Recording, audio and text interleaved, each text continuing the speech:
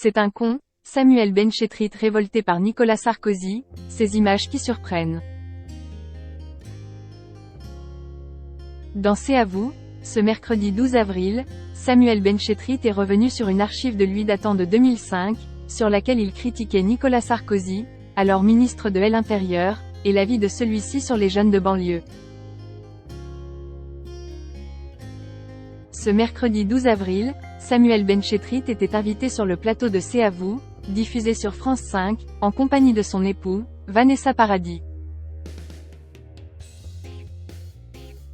Le couple est de retour, ensemble, sur les planches parisiennes pour se donner la réplique dans la pièce de théâtre Maman, qui avait été un succès lors de sa tournée. Auprès d'Anne-Elisabeth Lemoine, le metteur en scène et réalisateur de 49 ans a évoqué son enfance, modeste à Champigny-sur-Marne, et, non sans fierté, ses parents qui étaient très cultivés.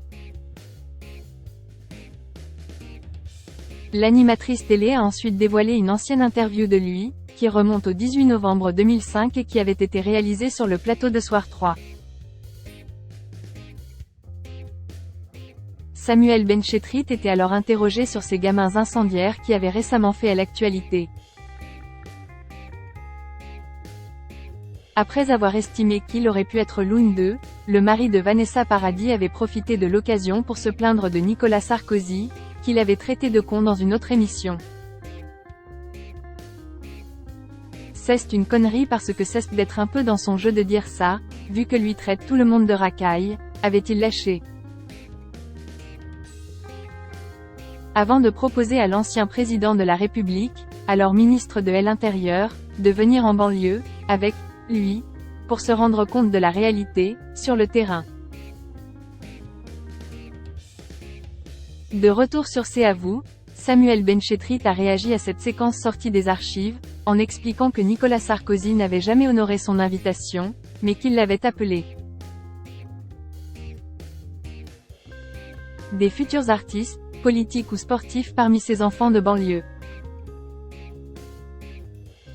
Putain, je ressemble à mon fils, Jules, 24 ans, fruit de son ancienne relation avec Marie Trintignant, NDLR. C'est fou.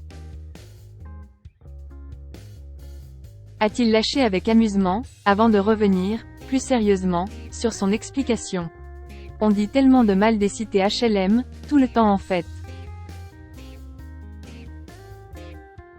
Il y a quand même des gens qui vivent là. Et ça ne se passe pas si mal que ça.